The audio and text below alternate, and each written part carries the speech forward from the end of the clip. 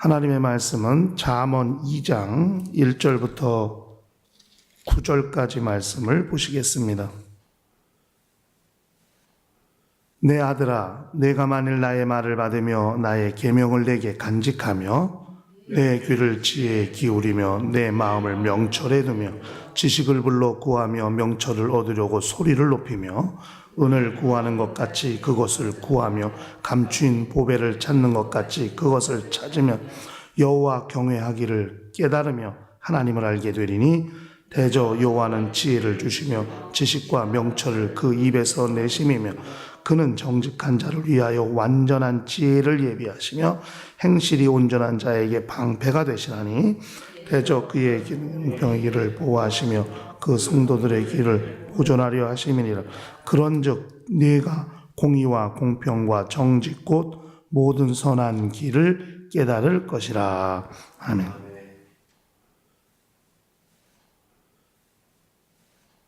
우리가 잘 아는 대로 이 잠언은 솔로몬이 쓴 것입니다. 우리가 솔로몬이라는 성경의 인물에 대해서 잘 알고 있습니다. 다윗이 밧세바라고 하는 우리아의 아내와 결혼하여 낳은 두 번째 자식이 솔로몬입니다.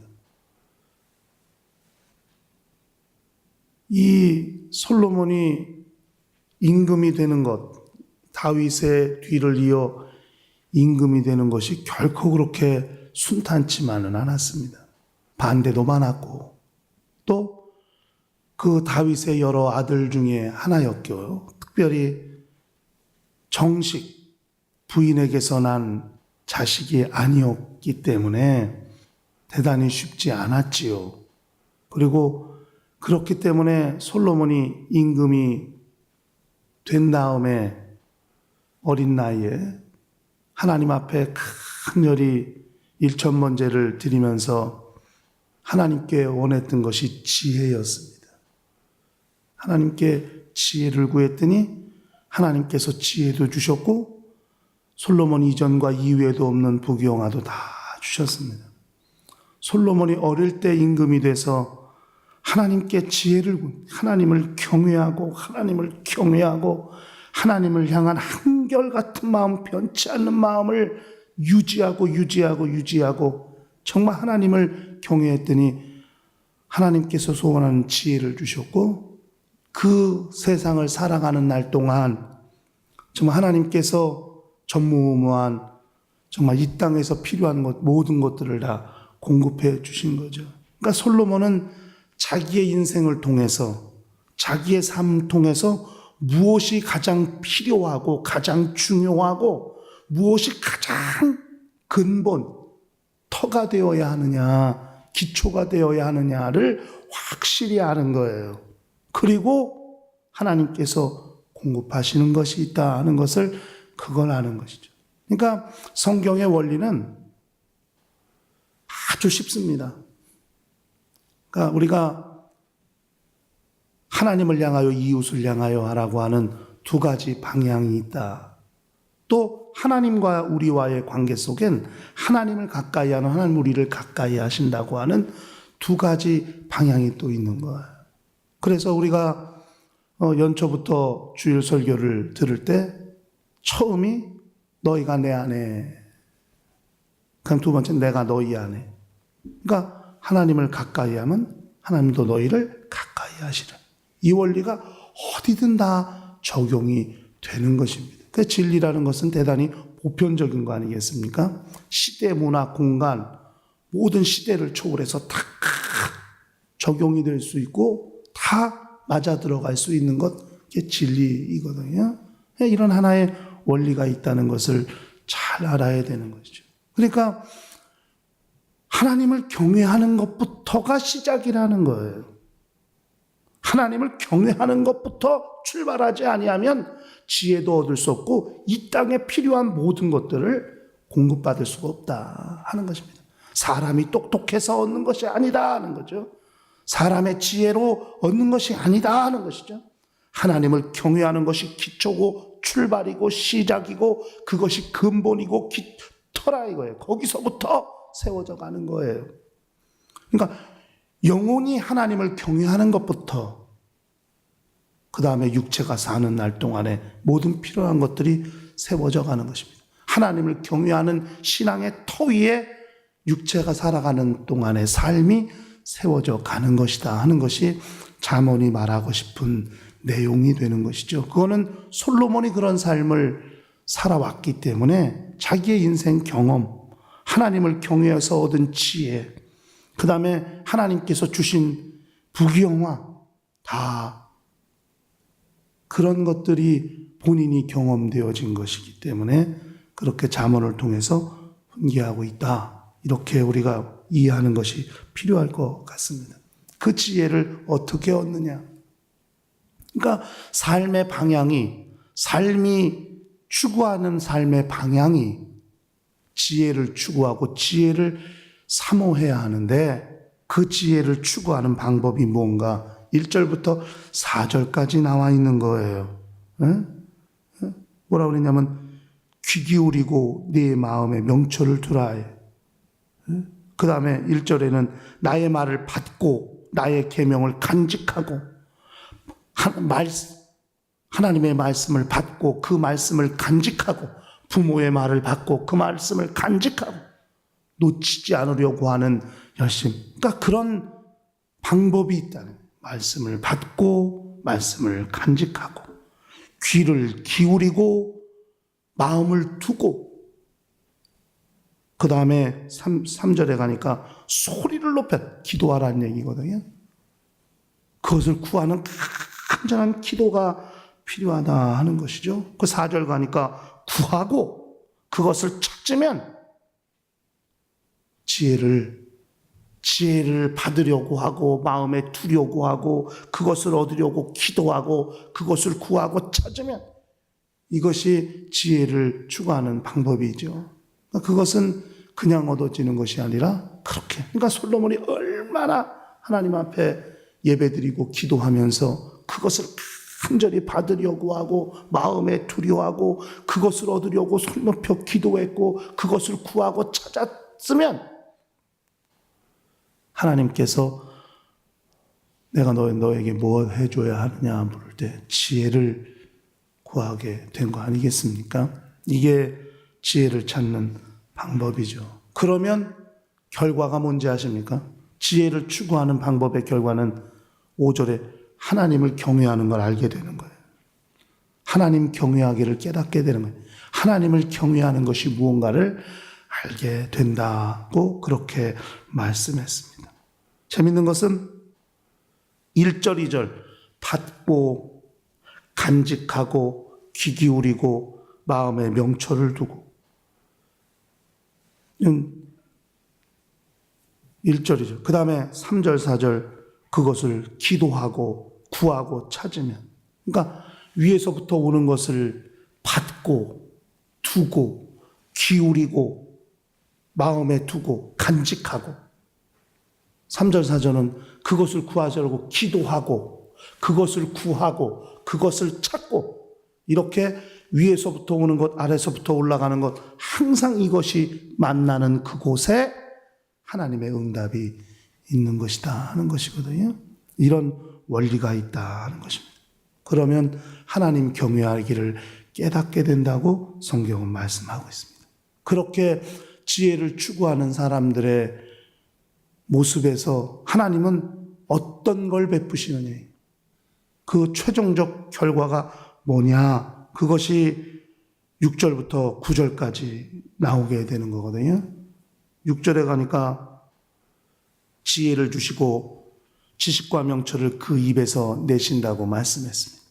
지혜를 찾는 자에게 지혜를 주시고 명철과 지식을 그 입에서 내시는데 그렇게 지혜를 추구하고 지혜를 갈망하고 지혜를 사모하는 자들에게 하나님은 방패가 되어 주신다고 7절에 말씀입니다.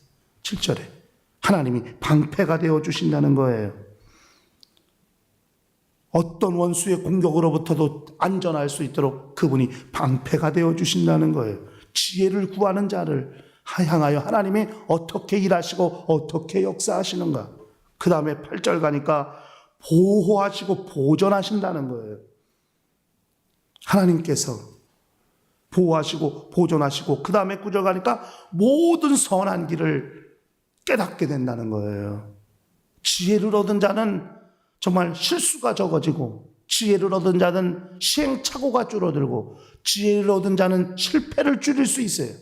지혜가 없기 때문에 실패하고, 지혜가 없기 때문에 실수하고, 지혜가 없기 때문에 시행착오를 겪는 거거든요. 그래서 젊은 사람들이 얼마나 많이 실수합니까? 시행착오도 많이 겪습니다. 젊은 날. 실수도 많이 하고. 그러나 나이 든 이 노인들, 어른들이 실수가 적고 시행착오가 적고, 물론 힘은 없고 기력은 없지만은, 그러나 그 연륜, 인생을 산호하면서 쌓았던 그 경험들에 의해서 실수나 실패나 시행착오를 줄이는 것, 이것이 어른들의 모습 아닙니까? 그러나 지혜가 없다면 그 모든 것들이 쉽지는 않다는 것이죠. 왜 그러냐? 하나님이 지혜를 주셨고 선한 길을 알게 하시고 그 길로 가게 하시기 때문에 그런 실패나 실수가 줄어든다고 성경은 말씀했습니다. 공의와 공평과 정직 곧 모든 선한 길을 깨달으리라. 제가 항상 우리 애들한테 하는 말이 있어요. 잘못할 것은 잘못을 시인해라. 잘못했다면. 왜? 정직이 최고의 방법이다. 그 위기를 모면하려고 거짓말하지 마라. 거짓말은 거짓말을 낳는다. 우리 둘째가 저한테 정말 무지하게 맞은 적이 있어요. 내가 거짓말을 했는데 다 할머니, 할아버지 다 속았지. 엄마, 아빠 속았지. 언니, 가족들이 다 속. 어쩜 그렇게 아무렇지도 않아. 이거 위험하겠다. 그래가지고 불러놓고 성경을 딱 폈어요. 요한계시록 폈고 지옥 가는 죄가 있는데 읽어봐라. 근데 거기 거짓말하는데 지옥 간다고 돼 있거든요. 이 거짓말하는데 지옥 간다고 돼 있지. 너 거짓말해서 안 해서 했어요. 너 그럼 지옥 가 안 가? 성경 펴놓고 해. 읽어. 3번 읽어. 그리고 넌 아빠가 너를 지옥 보내게 가게 할 수는 없다. 넌 맞아야 돼. 넌 잘못해. 지옥 안 가려면 넌 돌이켜야 돼. 그리고 매를 해. 소용없어요. 엉엉 울어도 죽도록 했어야지. 진짜 평생 그렇게 팬 적은 없는 것 같아. 거짓말하면 맞는다. 거짓말하지 마라. 차라리 잘못해서 야단을 만들지언정 거짓말은 하지 마라. 하나님은 거짓말하는 자를 제일 싫어하신다. 그렇게 했어요. 정직, 공평, 공의, 그게 선한 길. 처음에는 실패하는 것 같고 안 되는 것 같고 부족한 것 같지만, 그러나 하나님의 지혜는 거기에 있습니다. 그것이 하나님의 방법이라는 것을 깨닫게 해주는 거예요. 그래서 어릴 적부터 그런 장가지들은 칼같이 쳐내야 되는 거예요. 그래야 아이들이 바른 길을 갈 수 있어요. 부모가 24시간 아이를 감시할 수 없거든요. 하나님의 말씀이 그들을 관리하셔야죠.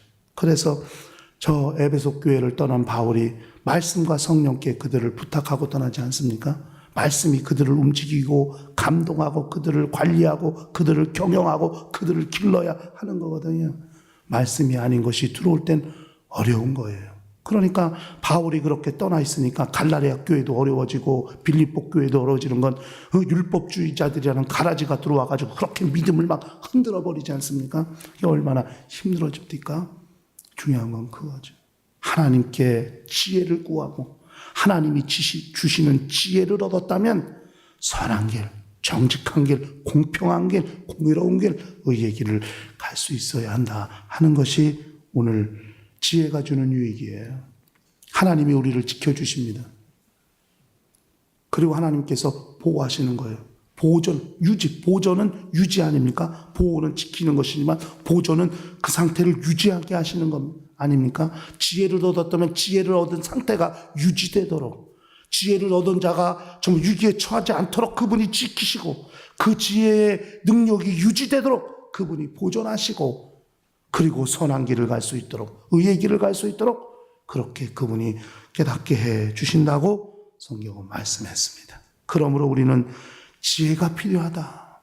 이 세상을 살 때 지혜가 필요해요. 얼마나 세상이 영악하고 얼마나 교묘하고 얼마나 원수의 역사가 얼마나 치밀하고 계획적인지, 정말 그 모든 사상 가운데서 이기려면, 삶을 경영하려면 하나님이 주시는 지혜는 절대 필요한 것입니다. 그 지혜를 얻기 위해서는 반드시 기초공사가 잘 돼야 된다는 거예요. 그 기초공사가 뭐냐? 하나님과의 관계가 형통해야 된다는 거예요. 하나님을 경외하는 믿음이 견고해야 된다는 거예요. 이것이 흔들리지 않아야 거기서부터 시작되는 것이다 하는 것입니다. 그러므로 하나님을 경외하는 사람들에게 주시는 지혜는 이 세상 가운데 우리 모두가 다 승리하게 하고, 이 세상 가운데서 정말 하나님이 높이시는 거룩한 역사를 이루어낼 수 있다는 것을 기억하시고, 우리 모두가 다 하나님이 보호하시고 보존하시는 사람, 어떻게 지혜를 얻어 하나님이 보호하시고 보존하시는 사람, 하나님이 선한 길로 인도하시는 사람, 그런 거룩한 역사를 이루는 영혼들이 될 수 있도록 하시기를 예수 이름으로 간절히 축원합니다. 다 같이 통성으로 기도하십시다.